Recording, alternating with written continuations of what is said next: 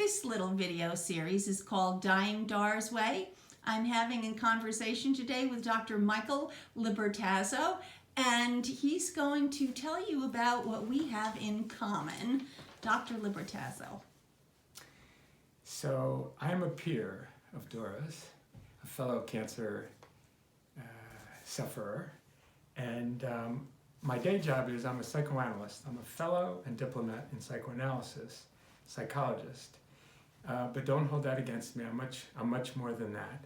I've also been a sound meditation healer for about 40 years now in helping people kind of settle their anxieties from all walks of life, and one of them being end of life and death anxiety. I had my first experience, which really was quite profound, when I was about 5 years old. My father thought we should have some fish, and a goldfish died. And it really struck me, and it really never left me. And then a few years later, my father's mother died, and I lost my religious faith and became a wanderer and a seeker, and really began to spend time as a cemetery visitor and finding great peace in cemeteries as a young boy alone.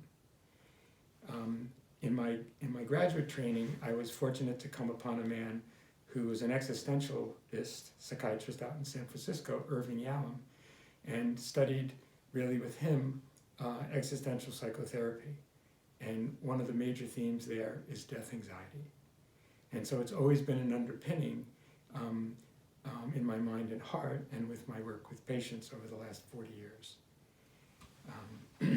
When my mom died, I decided to have my name also put on the gravestone. And so seeing my birth date and my name even deepened my focus on death, and not in a morbid way, but in a way to teach me to live and how to use time, how to use my heart and my ways of manifesting service.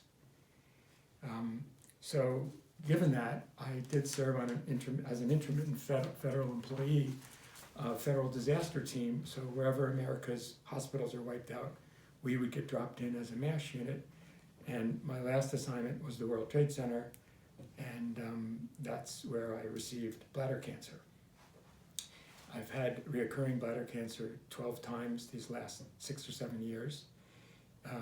And as many of you know, that sometimes the treatment is harsher than the cancer, and so came close to dying twice from one of the drugs. I contracted tuberculosis, and that was a near-death experience. And then a faulty installation of another chemo drug burned my genitals and had to have an amputation. And I've now currently kind of recovered from that.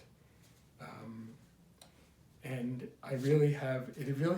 all of this has accelerated my growth to emulate and try to live my life as a mystic. And so I've entitled my talk today, A Graceful Exit.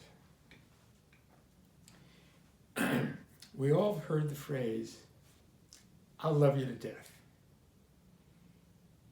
Will you hold me as I go through this incredible natural process? Will you hold me all the way through to my last breath? Or will you need to be held? How much am I going to have to hold you? Can we do this together? If you are privileged to be invited into the intimacy of someone's dying process, please remain vigilant on how it's affecting you. If you're going to love me to death, then you have to be open to continuing to learn. And how is my dying affecting you? How are the memories of the deaths in your past affecting your capacity to be present with me now?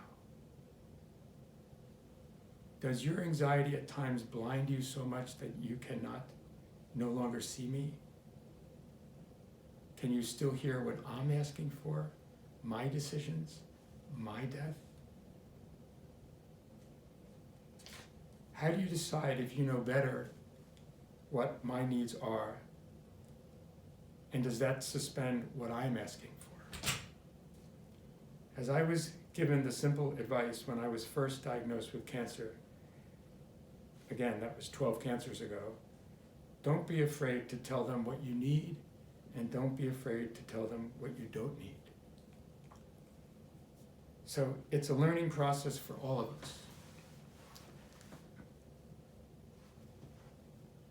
Some have learned with me, some have been fired, and some have quit. As an intimate of someone's serious illness or dying, you are a student of death. If you can maintain an open heart and mind, each death in your life will prepare you for the next one and your own graceful exit. What's happening in you that's preventing you from loving me to death? Are your prior beliefs about death guiding you toward me or away from me? What beliefs are you open to metabolizing so that you can be in the present with me, now? What do you need to process within yourself to continue to learn with me, and what should you process with someone else? What is your attitude toward learning about the dying process? Can you become a container for me in what I'm discovering? Can you support me in how I am learning and how I am choosing to die? Taking a biopsy toward gauging anxiety and honoring intermittent denial. When do I need the curtains opened and to accept an invitation to be part of yet another beautiful day? The awe of being alive? And when do I need to cry, to withdraw, to be alone, or with you in my darkness? Can you be with me in my darkness?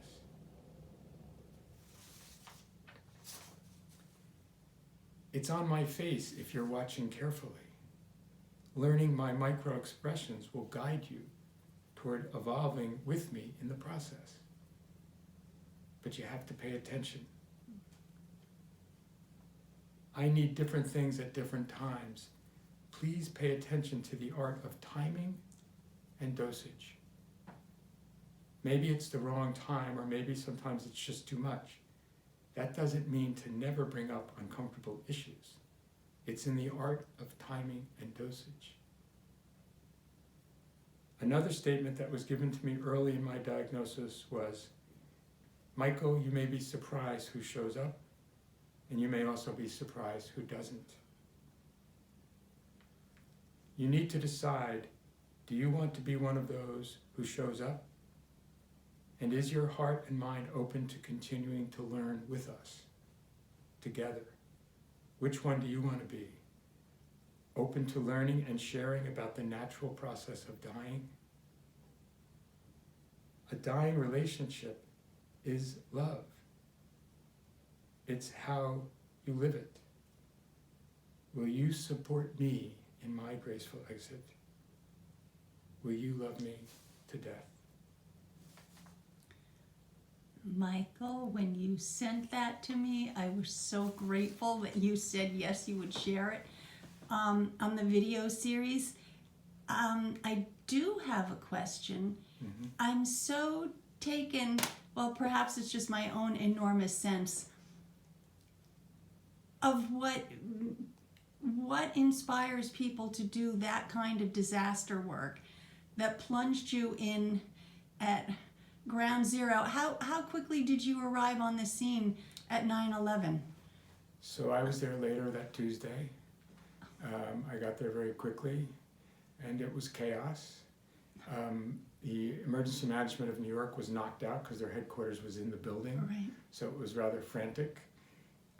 But what was an incredible sense of humanity is there was no territories. Everybody was working together.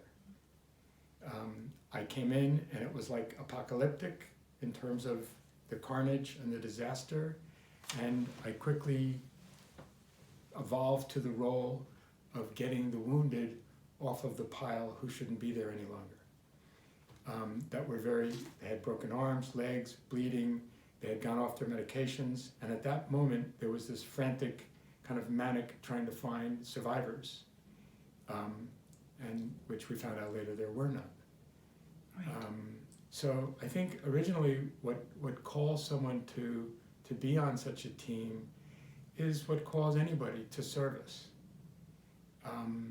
And I remember very profoundly when I was walking in and I got fitted by the National Guard with a double canister mask, gas mask, and I'm walking in, and as I'm getting closer, the ash is getting deeper and deeper as I'm getting closer to what's called Zone 1, right on the fire, right on the pile.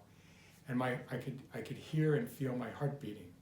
And the mantra that I kept repeating was, Michael, it's not about you, it's about them. And I found calm as I got closer. Mm-hmm. And it was tragic, absolutely, but it was also beautiful. It was beautiful to be part of this humanity trying to save life. I'm so taken. Mm-hmm. I'm deeply affected by this.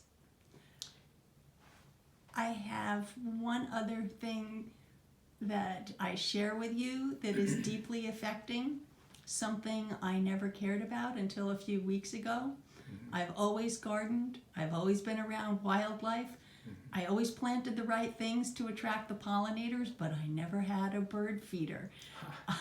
Michael, the bird feeders are life transforming or dying process transforming for me. Just say something about birds, Michael. So again, when I was a little boy, this affinity, and a good part of it came from my parents.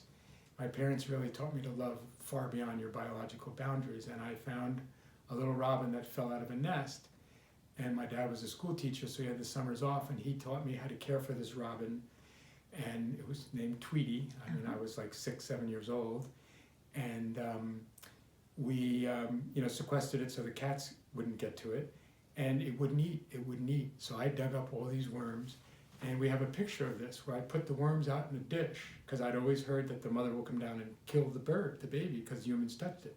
Well, we have a picture of the mother handing our worms to the baby, and the baby ate. And eventually, with mixed feelings, as we were teaching it to fly and throwing it up, and one time it flew away, up into a tree, and then it flew like right at me, and then took off. Wow. And that sort of really deeply connected me to birds and to life and to humanity, those experiences. I have 25 birdhouses around the woods around my house, 6 bird baths, and 2 bird feeders.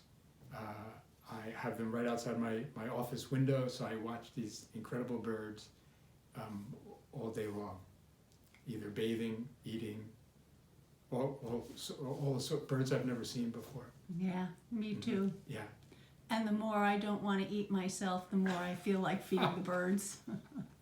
I love you, Michael. Thank you for doing this with me. Well, thanks for your invitation. I'm very happy to share this.